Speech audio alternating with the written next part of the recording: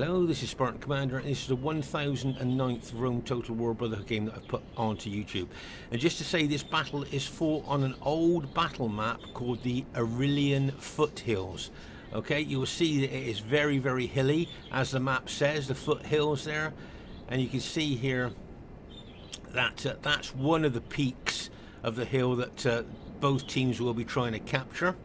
If you notice there, you'll see during the course of the battle that both teams will try and capture that particular part of the battle map. As you move across here, you'll see that there's the remnants of an old building there. And I remember one of the players in the past used to say, who would build a house there? Because if it rains, it's going to get very flooded. I don't know why somebody brought that up, because you know, this is a battle, not talking about where people would build houses. And there's the other peak that of the hill that both teams will be trying to take.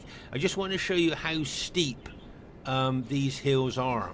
Okay, so just to give you some idea of how steep they are and how important it would be to capture the top of obviously of these hills here, tactically and strategically. It would be very you know, advantageous to whichever team did that. There's another building there, look, built in a dip as well. I don't know why players bring this up, but it's just curious to me. But there you go. Okay, so just from this angle, look, as I say, you can see how hilly this map is and how tactical and strategic this map is. Many, many years ago, this map used to be played on quite a lot. Okay, so our first teammate is someone who's called himself Chasing Clouds, but is in fact Brotherhood member Earth. Now he's got 11 chosen axemen, 3 berserkers and 6 cavalry.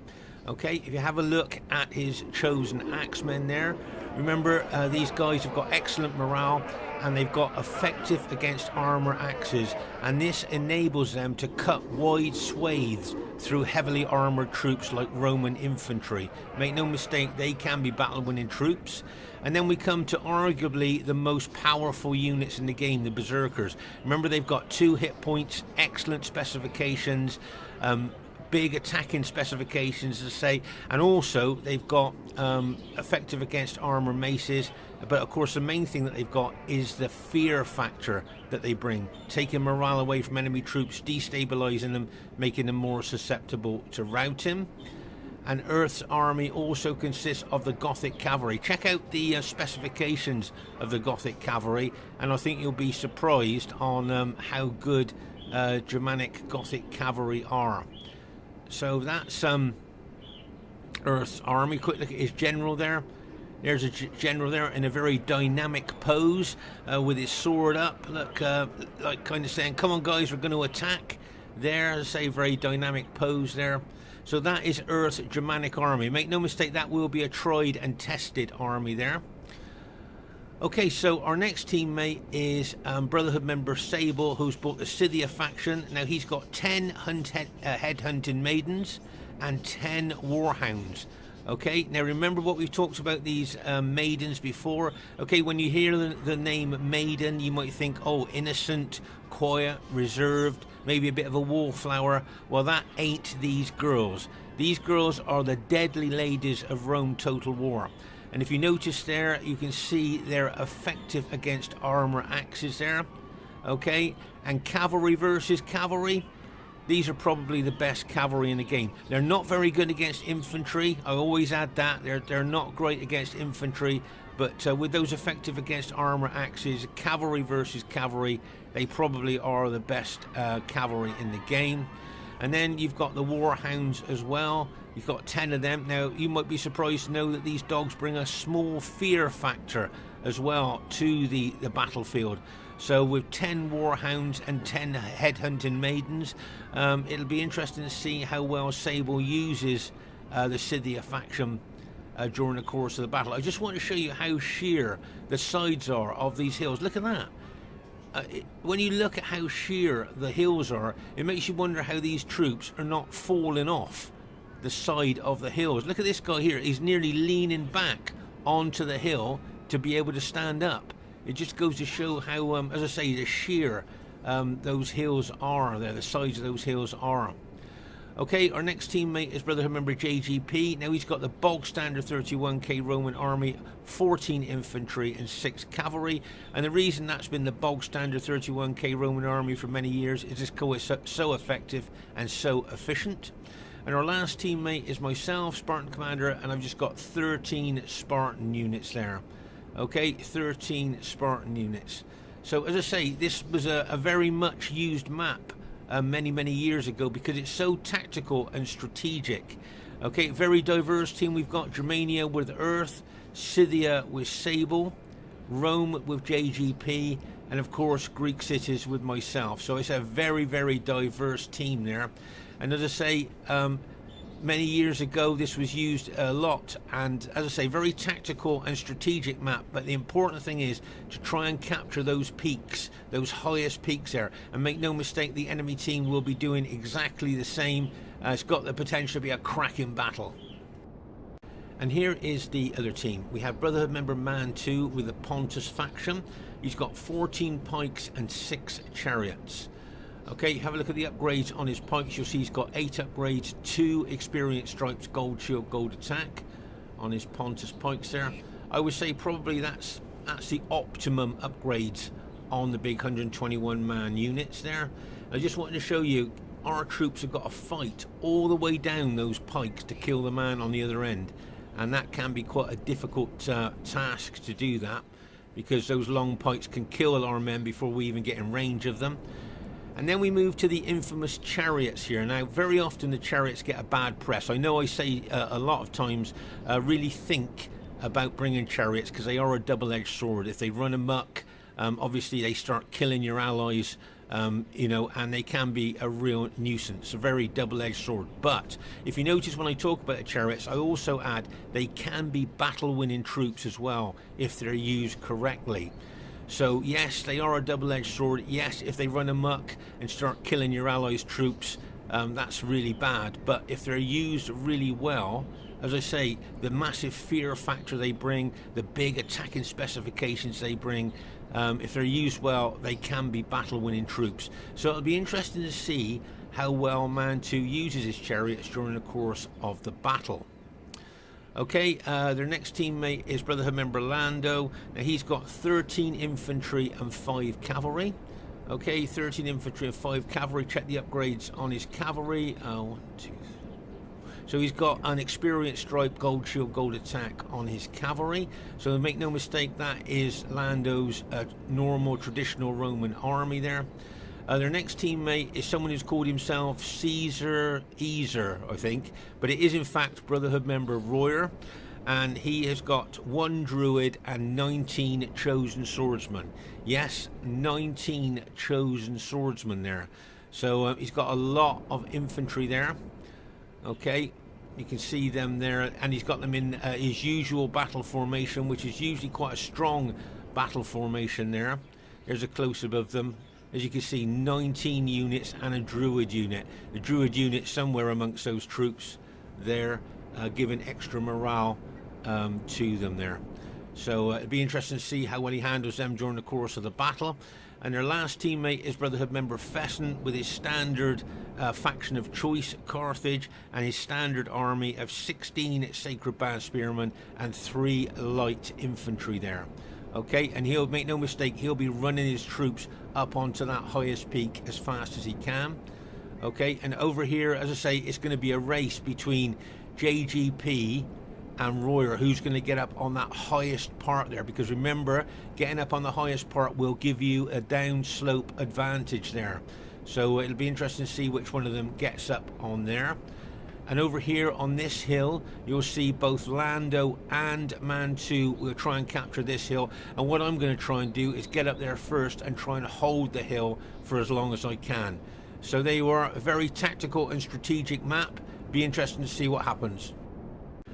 Okay, at this very early stage of the battle here, you'll see JGP and Royer trying to get up onto this slope here. As I say, on this map, it's very tactical and strategic. You need to be very ground aware as well. Tactical ground movement, very important. Now here you'll see Lando trying to grab this hill, and you'll see Mantu running his pikes up here to grab this hill as well.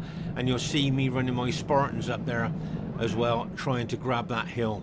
So as I say, very tactical map this. Now here you'll see JGP really charging in to Royer's infantry there. I thought JGP was going to charge his cavalry in there. It looked like they were going to go in there, but he pulled them back.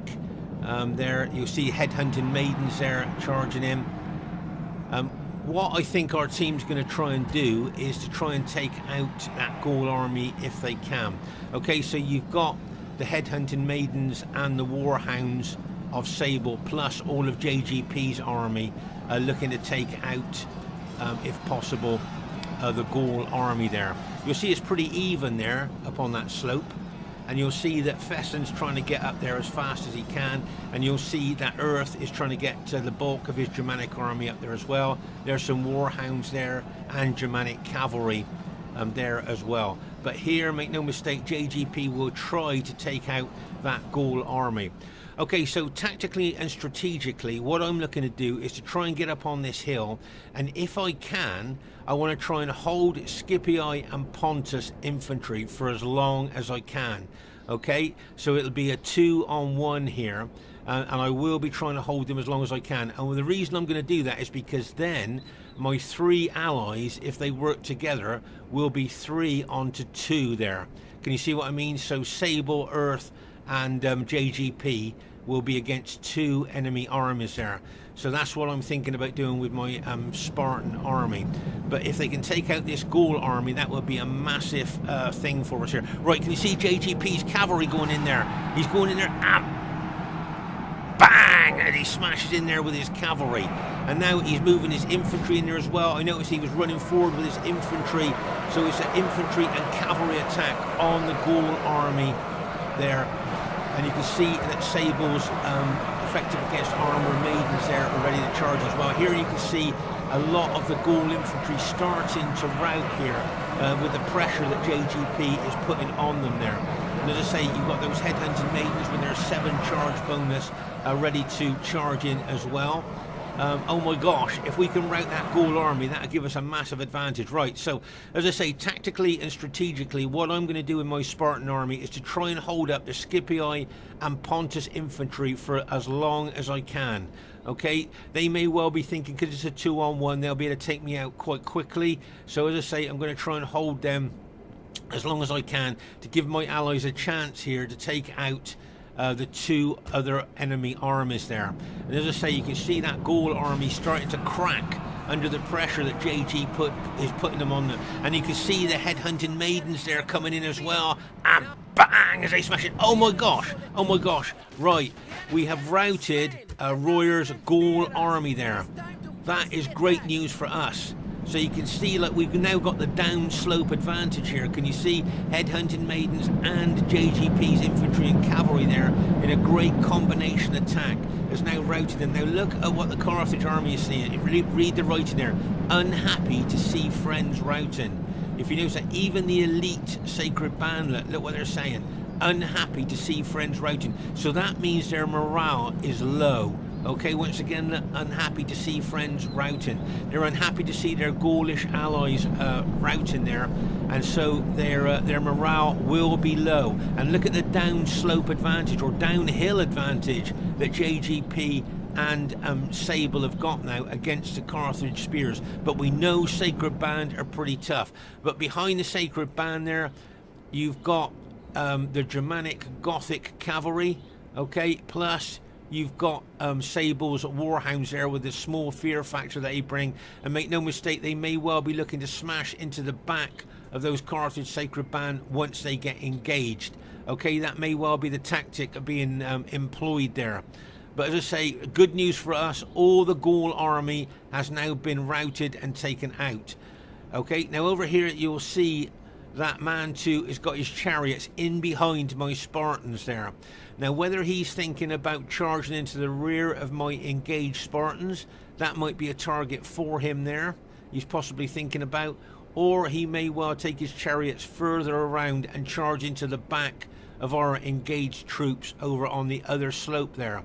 We'll just have to see what Mantu decides there. But as I say, at the moment here, the tactical thinking behind my troops, and if you notice here, can you look at the writing, can you see distraught over the number of enemies. That's because my troops are facing 2 whole infantry armies here.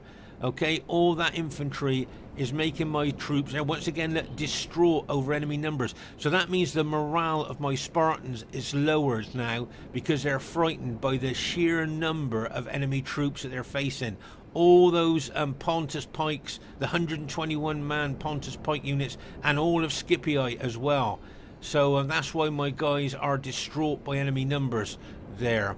Okay, so as I say, I'm trying to hold these 2 enemy armies there to enable the rest of my teammates to take out the enemy armies there. They've taken out Gaul. What we need them to do now is to try and take out those Carthage troops now of Fesens, and if they can do that quickly, they can then switch from that hill over to the hill that I'm on and help me against those 2 armies that I'm facing at the moment. Okay, so you can see the Germanic troops of Earth being brought over here. Now, just to tell you that we talk a lot about battlefield awareness. Okay, battlefield awareness, very, very important on the 31k battlefield. As I say, you can see Earth has moved his troops over from that right flank over to the centre here with a view to attack the Carthaginians. But look where his berserkers are. Okay, he's left, I think, his berserkers in an exposed position there.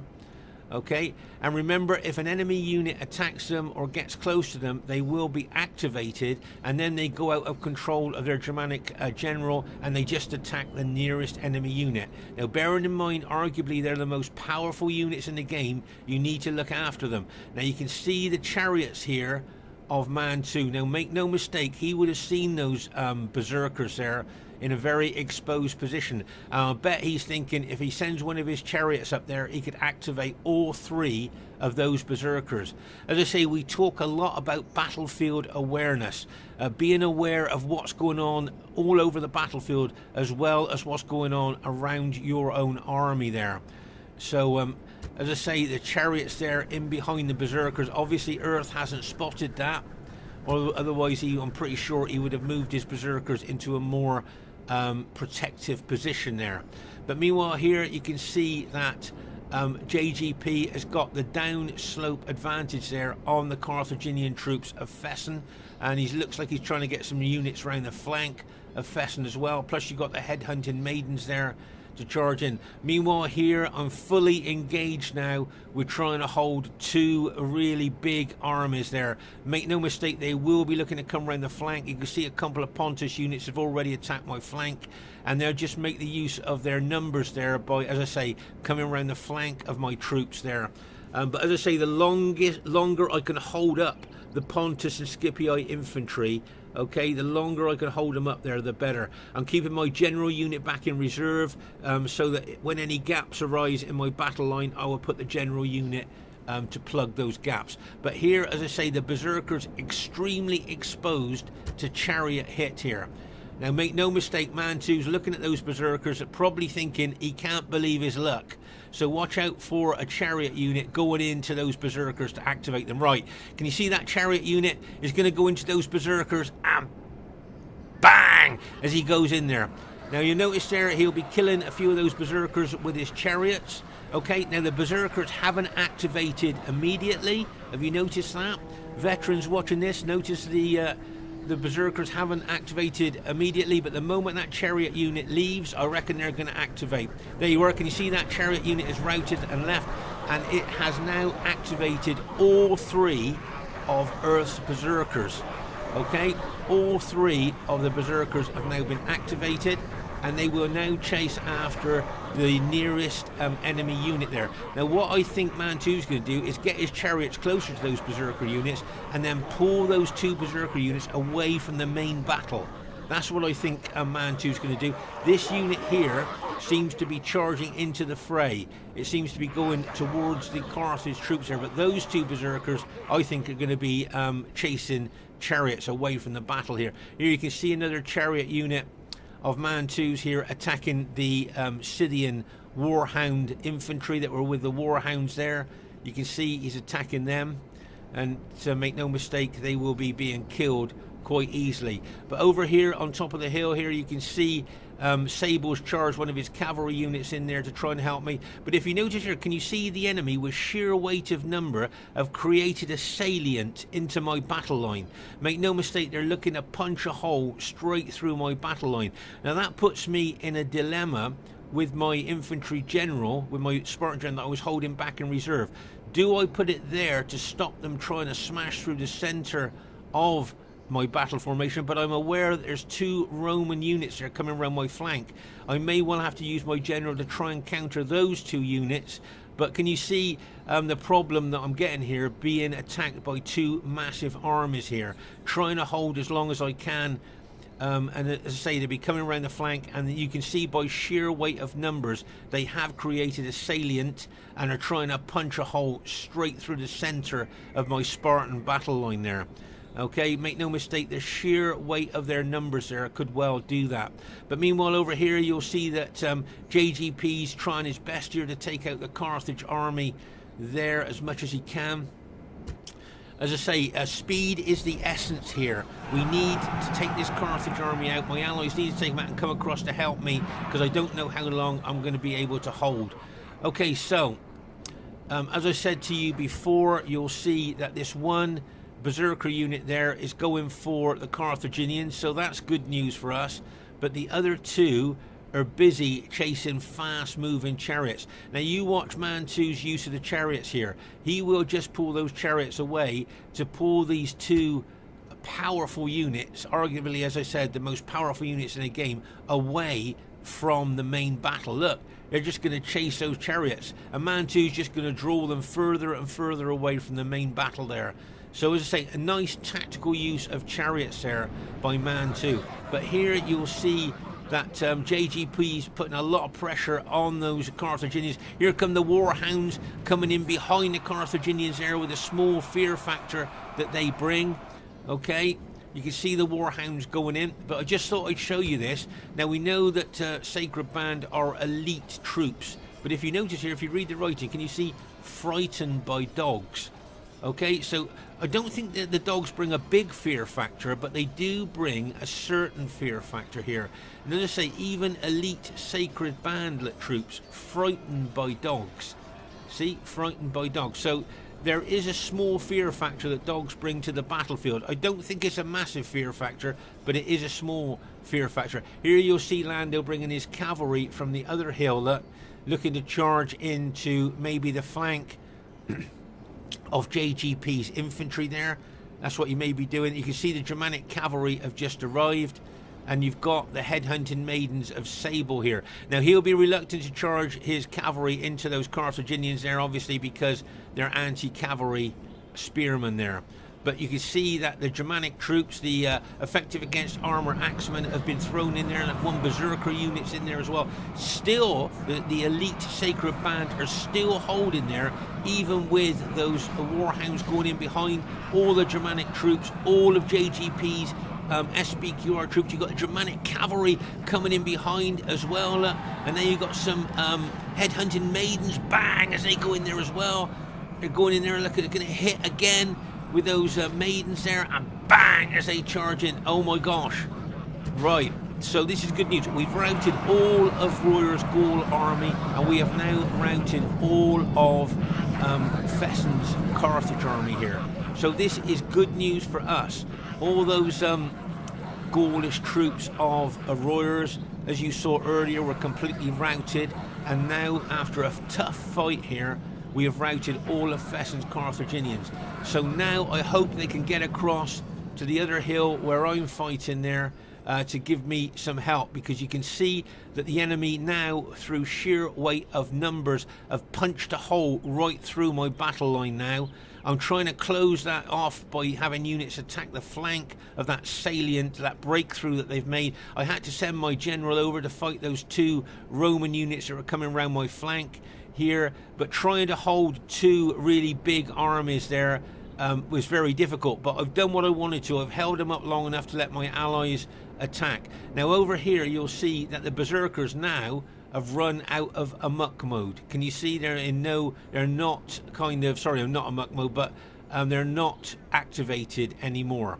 Can you see the red banner has stopped flashing now? So they're just ordinary units now. They are no longer in berserk mode. Alright, and those chariots there, make no mistake, Mantu will kill those 2 berserker units now to stop them from going into berserk mode again. And as I say, Mantu drew them away from the main battle and are now going to kill both of these berserker units there. So a nice use of chariots there by Mantu, really good use. So I just wanted to show this battle for one of the main reasons here was just to show how well chariots can do when handled well here. As I say, those 2 berserker units will be completely wiped out there.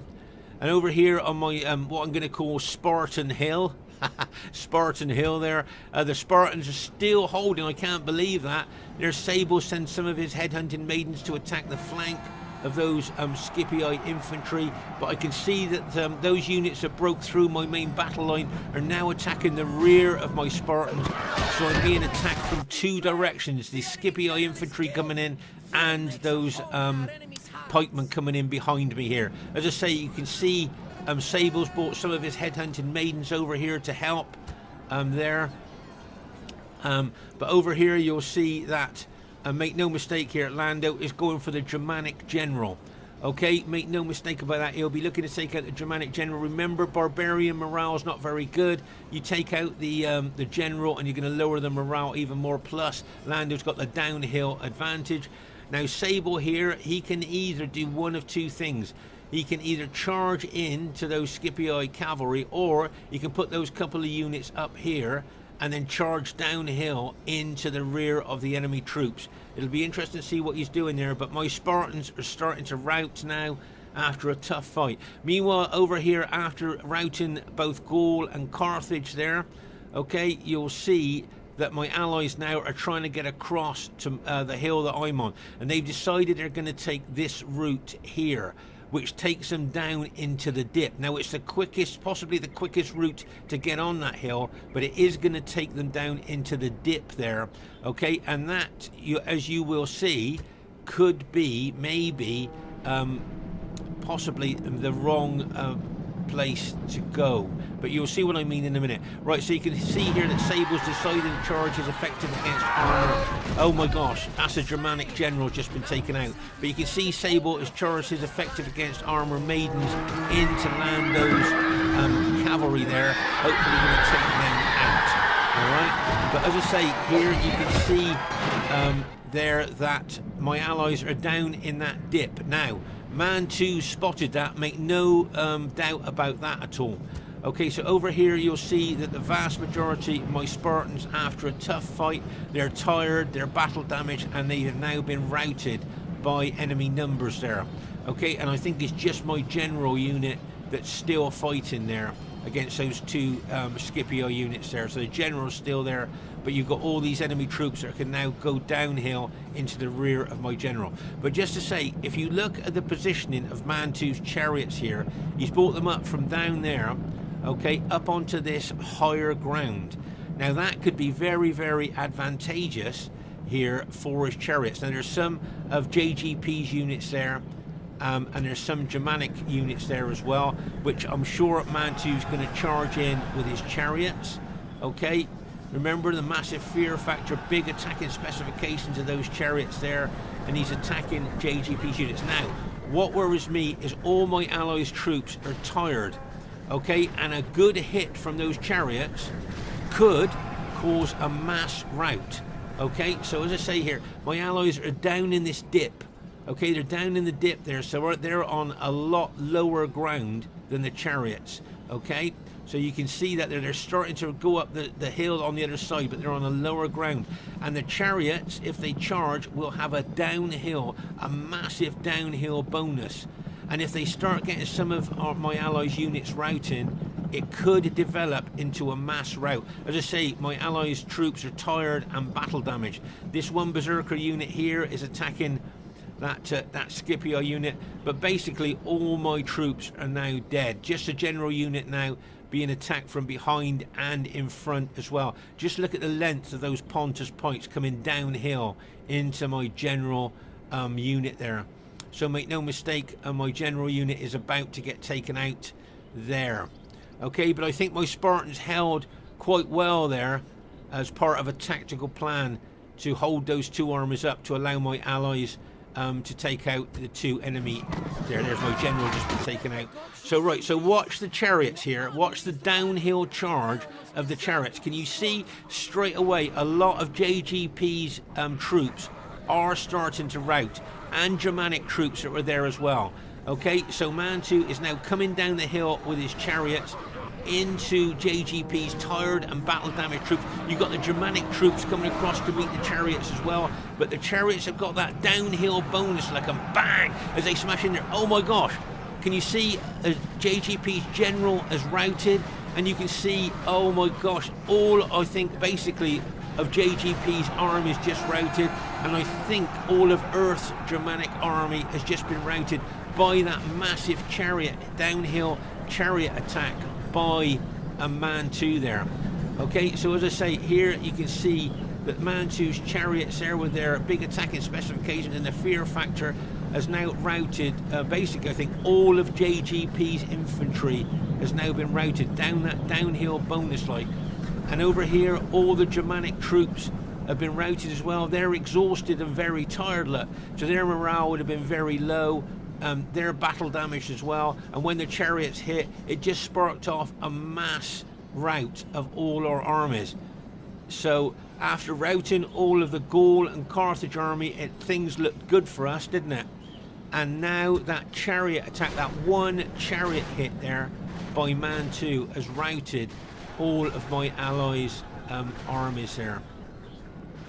So as I say, a great use of chariots there, and as I said in a lot of battle videos, chariots can be battle winning troops if used correctly, and I thought that was a great display of how Mantu used the chariots there, as I say, to draw the berserkers away and then kill them and then come back up there for that downhill charge. So well done to the enemy team there. Really a well deserved battle there. And as I say, you can see there that the chariots there of Mantu, as I say, they can be a double-edged sword, but used correctly they can be real battle winning troops there. So really well done to Mantu. Great display of the chariot. That's one of the reasons I want to show this battle there. Okay, so over here we had really great success in taking out two of the enemy armies. We took out all of the Gaul army and all of the Carthage army, as you saw there. So that was great success for my allies there. They did really well. Just look at the piles of dead there. So my allies did really well at taking out those two armies there. And it looked, for all intents and purposes, we could win this battle. Well, my Spartans were holding for as long as they could against Pontus and Scythia there, allowing my allies, as I say, to attack those two enemy armies there. But coming across the dip there, going on the lower ground, and then Mantu getting up on the higher ground and then charging downhill with a massive downhill chariot charge bonus there, smashing into tired and battle damaged troops. And some of those Germanic troops were exhausted as well, and their morale just dropped from the fear factor of the chariots, and then the impact of the chariots just routed all my allies' troops there. So you can see the dead here. My Spartans, I think, did well, held well there for as long as they could. Okay, so the first thing I'd like to say is really well played to everybody in the game. I thought everybody played well. It was a great battle there, and it was a close defeat. As I said before in other battle videos, we don't have many close battles, so when we do, I feel compelled to show them because they're so rare. Highest kills in the game, luckily, goes to myself there. My Spartans there holding that hill managed to just scrape in the highest kills there, so pleased with that. And only 19 men remaining on the battlefield, so my Spartans fought right down to their last men there.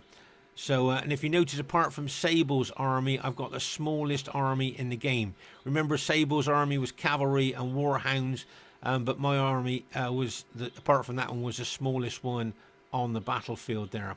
Okay, so well done to Fesen. He'll be disappointed he got less than 1,000 kills, but I thought his Carthaginians held well there.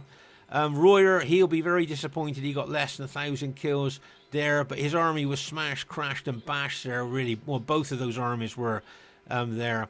Lando would be disappointed he got less than 1,000 kills, but I thought he played well, especially with his cavalry. But look at the kills that Mantu got with Pontus there. Oh my gosh, great kills. I think he got the 3rd highest kills in the battle there. So really well done. Well done to JGP. He got the 2nd highest kills in the game. He only had 10 less kills than myself. So well done to JGP. Really well done. We got the 1st and 2nd highest kills. Well done to Sable with his Scythian army. Remember, 10 headhunting maidens and 10 warhounds. And look at the kills that he got. 4th highest kills in the game there with just headhunting maidens and warhounds. And then Earth there, he'll be very disappointed he got less than 1,000 kills there. I'm not sure what happened there with his Germanic army. Didn't seem to do that good, did it? There, but as I say, we got the 1st, 2nd, and Mantu got the 3rd, and Sable got the 4th. So we got the 1st, 2nd, and 4th highest kills in the game, and we still lost. That's amazing, isn't it? 1st, 2nd, and 4th highest kills in the game, and we still lost. And managing to keep these really good players' kills to less than 1,000. I thought the team did really good there. As I say, we know they're all really good players, so to keep their kills under 1,000, the team did really well. Now, what about faction advantage? We had Greek cities, Rome, Scythia, and Germania. Quite a strong combination, do you think? They had Carthage, Gaul, Rome, and Pontus. I think that's quite a strong combination as well, isn't it? So do you think that either team had faction advantage there? Anyway, I just wanted two main reasons I wanted to show this battle was A, it was a close battle, very rare these days, and 2, a great display of how well chariots can be battle-winning troops if used correctly. And just to say, we play RomeTotal War every Friday, Saturday, and Sunday night. If you'd like to join us, it would be really great to see you. Ex-RTW players, we'd love to see you back on RTW, and new players that have never played before, it would be great to see you as well. This is Spartan Commander saying bye for now, and see you soon.